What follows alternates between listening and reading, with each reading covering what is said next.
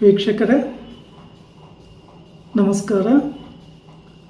ನಾನು ನಿಮ್ಮ ನಾಗರಾಜ್ ಚೋಳು, ಪ್ರಖ್ಯಾತ ಜ್ಯೋತಿಷಿ, ವಾಸ್ತು ಹಾಗೂ ಸಂಖ್ಯಾಶಾಸ್ತ್ರಜ್ಞರು ಮಾತನಾಡ್ತಾ ಇರ್ತಕ್ಕಂಥದ್ದು.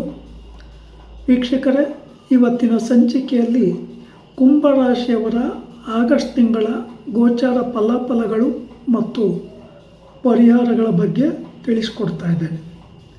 ವೀಕ್ಷಕರೇ, ಕುಂಭರಾಶಿಯವರಿಗೆ ಸಮಯ ಉತ್ತಮವಾಗಿ ಇಲ್ಲ.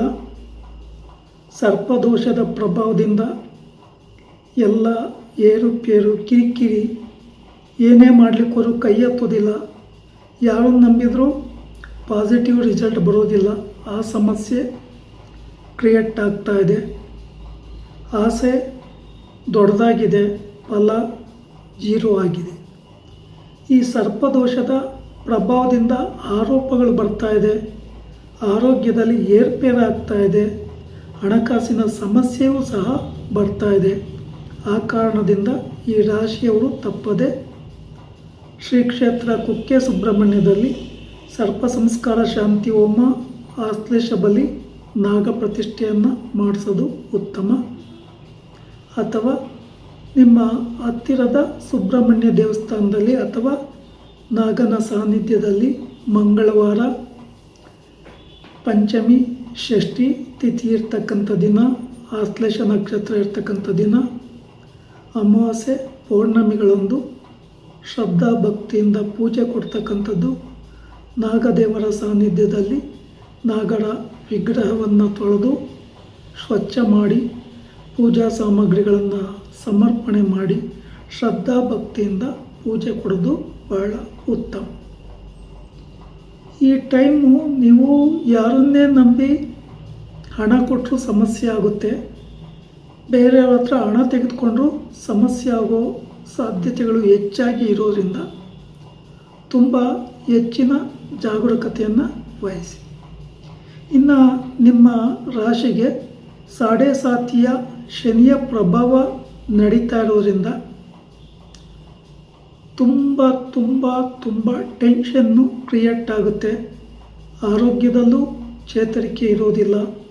ಸಮಸ್ಯೆಗಳ ಮೇಲೆ ಸಮಸ್ಯೆ ಉಂಟಾಗೋ ಕಾರಣದಿಂದ ಜೀವನವೇ ಜಿಗುಪ್ಸೆ ಅನ್ನೋ ರೀತಿಯಲ್ಲಿ ಕೆಲವು ಸಂದರ್ಭಗಳಲ್ಲಿ ಕೆಟ್ಟ ನಿರ್ಧಾರಗಳನ್ನು ತೆಗೆದುಕೊಳ್ಳಿಕ್ಕೆ ಹೋಗಬೇಡಿ. ತಪ್ಪದೆ ಶನಿ ಭಗವಾನರ ದೋಷಕ್ಕೆ ಪರಿಹಾರಗಳನ್ನು ಶ್ರದ್ಧಾ ಭಕ್ತಿಯಿಂದ ಮಾಡಿಕೊಳ್ಳಿ. ಶನಿವಾರ ಕಟಿಂಗ್ ಶೇವಿಂಗ್ ಮಾಡಿಸ್ಬೇಡಿ, ನಾನ್ ವೆಜ್ ತಿನ್ನಬೇಡಿ, ಕಪ್ಪು ನೀಲಿ ಬಣ್ಣದ ವಸ್ತ್ರಗಳ ಧಾರಣೆ ಮಾಡಬೇಡಿ. ಹೊಸ ವ್ಯಾಪಾರ ವ್ಯವಹಾರಗಳಿಗೆ ಉತ್ತಮವಾಗಿ ಇರೋದಿಲ್ಲ.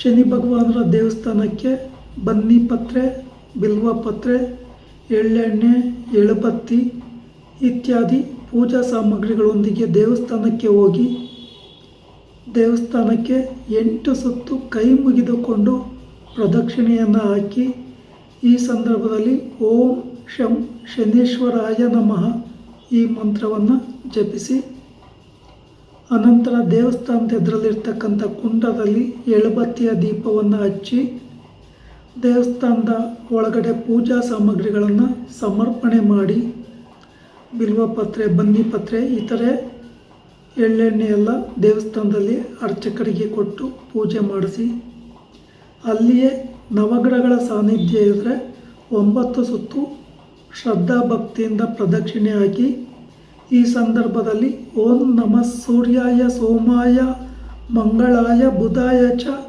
ಗುರು ಶುಕ್ರ ಶನಿಭ್ಯಶ್ಚ ರಾಹುವೇ ಕೇತುವೆ ನಮಃ ಈ ಸ್ತೋತ್ರವನ್ನು ಜಪಿಸಿ ಶನಿದೇವರ ದೇವಸ್ಥಾನದಲ್ಲಿ ನಿಂತ್ಕೊಂಡೇ ಪೂಜೆ ಮಾಡಿಸಿ ಅಡ್ಬೀಳಕ್ಕೆ ಹೋಗಬೇಡಿ. ದೇವಸ್ಥಾನದಿಂದ ಹೊರಗಡೆ ಬರಬೇಕಾದ್ರೆ ದೇವರಿಗೆ ಬೆನ್ನು ತೋರಿಸ್ಬೇಡಿ. ಅನಂತರ ನಿಮಗೆ ಸಮಯಾವಕಾಶ ಇದ್ದಲ್ಲಿ ಗಣಪತಿ ಮಂದಿರ, ಆಂಜನೇಯ ದೇವಸ್ಥಾನ, ಈಶ್ವರನ ಸಾನ್ನಿಧ್ಯ, ಅಯ್ಯಪ್ಪ ಸ್ವಾಮಿ ಮಂದಿರ, ಮಹಾಕಾಳಿ ದೇವಸ್ಥಾನಗಳಲ್ಲಿ ನಿಮಗೆ ಇಷ್ಟವಾದ ಪೂಜೆಯನ್ನು ಮಾಡಿಸಿ. ಸಾಧ್ಯ ಆದರೆ ದಿನನಿತ್ಯ 8 ಸಲನಾದರೂ ಹನುಮಾನ್ ಚಾಲೀಸ್ ಸ್ತೋತ್ರವನ್ನು ಪಾರಾಯಣ ಮಾಡೋದು ಒಳ್ಳೆಯದು. ಹಾಗೆ ನಿಮ್ಮ ರಾಶಿಗೆ ಗುರುಬಲ ಸಹ ಇರೋದಿಲ್ಲ. ವಿದ್ಯಾರ್ಥಿಗಳಿಗೂ ಸಹ ಗುರುಬಲ ಇಲ್ಲ. ಈಶ್ವರನ ಸಾನ್ನಿಧ್ಯ, ವಿಷ್ಣುವಿನ ಮಂದಿರ, ರಾಘವೇಂದ್ರ ಸ್ವಾಮಿ ಟೆಂಪಲ್, ಸಾಯಿಬಾಬಾ ಮಂದಿರ, ದತ್ತಾತ್ರೇಯರ ಕ್ಷೇತ್ರಗಳಲ್ಲಿ ಗುರುವಾರಗಳಂದು ನಿಮ್ಗೆ ಇಷ್ಟವಾದಂಥ ಪೂಜೆಗಳನ್ನು ಮಾಡಿಸಿ, ಹಳದಿ ಹೂವು ಅರ್ಪಣೆ ಮಾಡಿ, ಬಿಲ್ವ ಪತ್ರೆಯನ್ನು ಅರ್ಪಣೆ ಮಾಡಿ ಪೂಜೆ ಮಾಡಿಸಿ, ಅನುಕೂಲ ಇರ್ತಕ್ಕಂಥವರು ಮಂತ್ರಾಲಯಕ್ಕೆ ಹೋಗಿಯೂ ಪೂಜೆಯನ್ನು ಕೊಡ್ಬೋದು.